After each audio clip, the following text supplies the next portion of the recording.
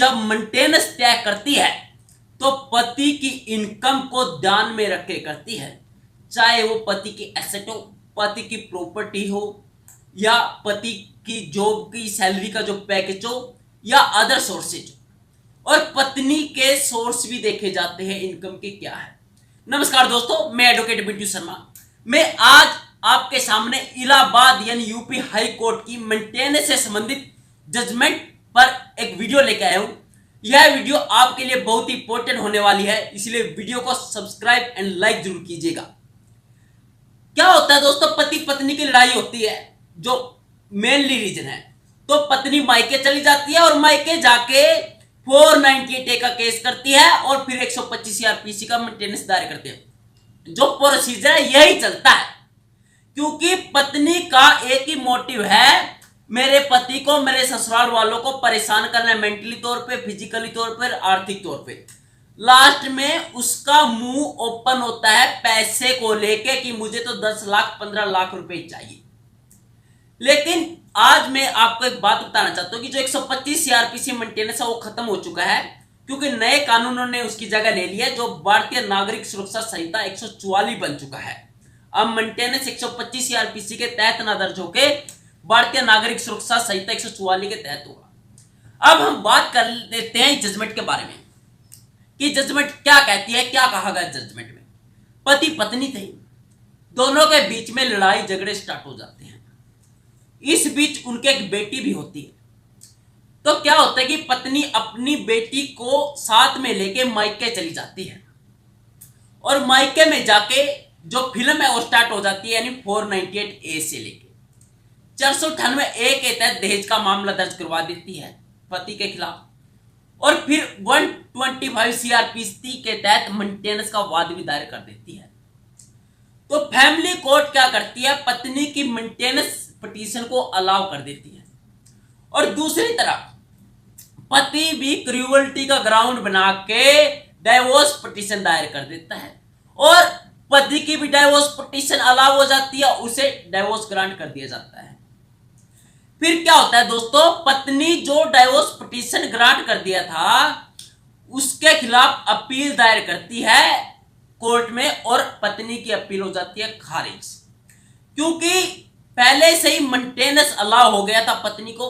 तो डाइवोर्स होने के बाद भी, डाइवोर्स मिलने के बाद भी पति को मेंटेनेंस देना पड़ रहा था अपनी पत्नी को। तो पति परेशान हो जाता है दोस्तों।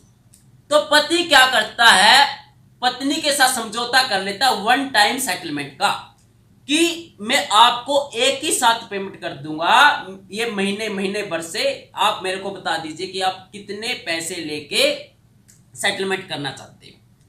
तो दोनों पार्टियों में समझौता होता है 1,40,000 रुपए कि बाद में कभी भी कुछ नहीं देना, 1,40,000 रुपए दे दो, हम सेटलमेंट कर लेंगे। तो दोस्तों क्या होता है कि कोर्ट 1,40,000 रुपए में से 38,000 रुपए घटा देती है। क्यों घटा देती है? क्योंकि पति उसकी माइनर बेटी के लिए पहले ही इतने पैसे दे चुका था और बाकी की पेमेंट देने के लिए कहा जाता है। तो जो पत्नी थी, जो डिस्ट्रिक्ट कोर्ट के फैसले को हाई कोर्ट में चैलेंज करती है कि मुझे कम पैसा नहीं चाहिए, और वह पत्नी क्या कहती है, पत्नी ने कहा कि मेरे पास कोई परमानेंट जॉब का यानी इनकम का सोर्स नहीं है, मैं तो ट्यूशन पढ़ाती हूं और वहीं से गुजारा चलता है मेरा, और मेरे पति के पास अच्छी जॉब है। तो पति क्या पक्ष रखता है? पति बोलता है कि सर मैंने दूसरी शादी कर ली है, और मेरी दूसरी शादी से मेरे 3 बच्चे भी हैं, और एक मेरी विधवा बहन है, वह भी मेरे पास रहती है, और मेरी जॉब जो मेरी सैलरी है, मेरी सैलरी सिर्फ 7500 रुपए है, चाहे आप मेरी बैंक स्टेटमेंट चेक कर लीजिए। यानी मेरे 7500 रुपए की सैलरी से मैं मेरी 3 बच्चों को भी पाल रहा हूं, मैं मेरी वाइफ को भी, और मेरी विधवा बहन है उसका भी पालन पोषण मैं ही कर रहा हूं, और मैं इसको 1,40,000 रुपए देने के लिए भी एग्री हूं। हमारा समझौता भी हो चुका लोअर कोर्ट में, फिर भी यह मुझे परेशान कर लिया। तो हाई कोर्ट ने अच्छे से देखा केस को, और लोअर कोर्ट को भी टिप्पणी की। हाई कोर्ट ने कहा कि जो आप मेंटेनेंस तय करते हो आप मेंटेनेंस इनकम को देख के तय मत किया करो, परंतु आपको कुछ और फैक्ट भी देखने चाहिए। जैसे कि उनका 1,40,000 रुपए में समझौता हो गया था, तो वाइफ की अपील खारिज कर दिया हाई कोर्ट ने, क्योंकि पति ने दूसरी शादी की है और उसके बच्चे भी हैं, और लोअर कोर्ट को गाइडलाइन दी कि आपको देखना चाहिए कि जो उसकी सैलरी है उस पर डिपेंड कौन कौन है, क्या उसकी सैलरी से उसका खुद का गुजारा चल रहा है, अच्छे से भरण पोषण हो रहा है, क्या उसने जो दूसरी शादी कर ली है, क्या वह जो मेंटेनेंस दे रहा है उसके देने के बाद जो उसके पास इनकम बचती है, क्या वह अच्छे से पालन पोषण कर पाएगा उसकी वाइफ का। यह सब कुछ ध्यान में रख के आपको मेंटेनेंस तय करना चाहिए, आपको उसकी सैलरी को देख के ही मेंटेनेंस तय नहीं करना चाहिए। तो यह दोस्तों बहुत बड़ी रिलीफ दी पति पक्ष को, और जो उसकी पहली पत्नी से उससे भी रिटर्न में लिया गया कि आप 1,40,000 रुपए अमाउंट लेने के बाद इन फ्यूचर किसी भी प्रकार का कोई भी केस या कोई भी एग्जीक्यूशन नहीं डालेगी।